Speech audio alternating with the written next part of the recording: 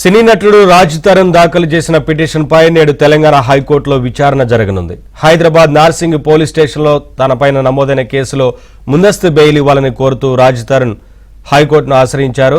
రాజ్ తరుణ్ తనను పెళ్లి చేసుకుంటానని చెప్పి మోసం చేశాడని పేర్కొంటూ లావణ్య అనే మహిళ పోలీసులకు ఫిర్యాదు చేశారు. దీంతో రాజ్ తరుణ్ పై 506, 420, 493 సెక్షన్స్ ప్రకారం కేసు నమోదు చేశారు.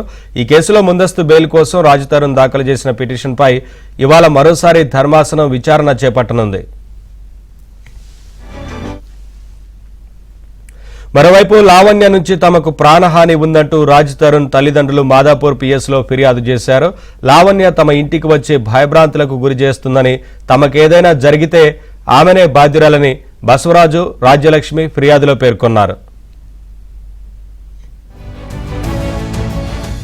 అప్డేట్స్ మా క్రైమ్ కరెస్పాండెంట్ శశిని అడిగి తెలుసుకుందాం. శశి, ఇప్పటికే రాజ్ తరుణ్ ముందస్తు బెయిల్ కోసం పిటిషన్ వేసినట్లుగా తెలుస్తా ఉంది. ఇవాళ విచారణ జరగబోతోంది కదా, ఏంటి వివరాలు మొత్తంగా ఈ కేసుకు సంబంధించి?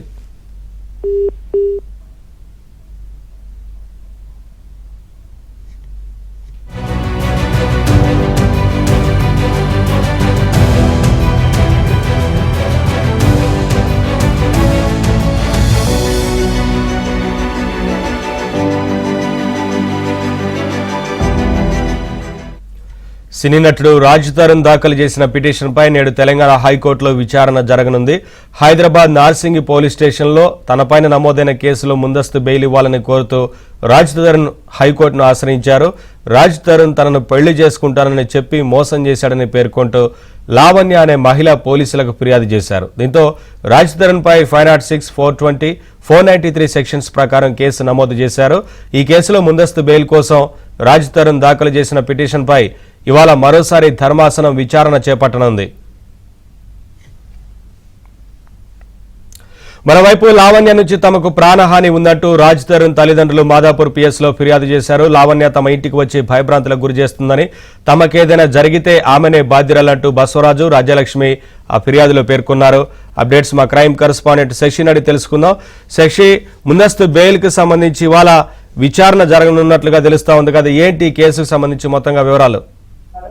గత కొద్ది రోజులుగా లావణ్య రాజ్ తరుణ్ అంశం హాట్ టాపిక్ గా మారింది. ప్రేమ పెళ్లి పేరుతో రాజ్ తరుణ్ తనను మోసం చేశాడంటూ లావణ్య ఇప్పటికే నార్సింగి పోలీసులకు ఫిర్యాదు చేసింది. కొన్ని ఆధారాలతో నార్సింగి పోలీసులకు ఫిర్యాదు చేసినటువంటి నేపథ్యంలో ఆమె ఇచ్చినటువంటి ఆధారాల ప్రకారం నార్సింగి పోలీసులు రాజ్ తరుణ్ మీద పలు సెక్షన్ల కింద కేసులు నమోదు చేశారు.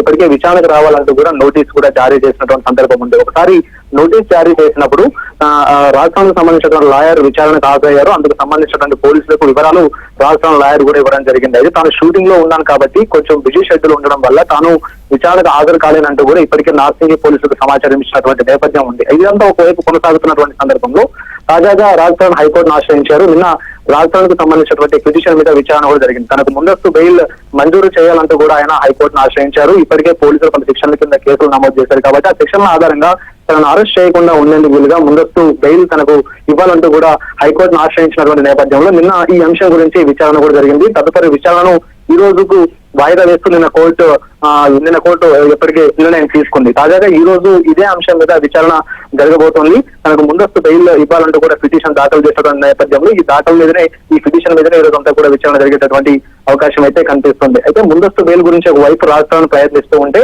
మరోవైపు లావణ్య మాత్రం పట్టు వీడకుండా రాజ్ తరుణ్ తనకు కావాలంటూ కూడా ఇప్పటికే ఆమె ప్రయత్నాలు కొనసాగిస్తుంది. ఇందులో భాగంగానే కాకతీయ హిల్స్ లో ఉండేటటువంటి మాదాపూర్ కాకతీయ హిల్స్ లో ఉండేటటువంటి రాజ్ తరుణ్ నివాసానికి లావణ్య వెళ్ళింది.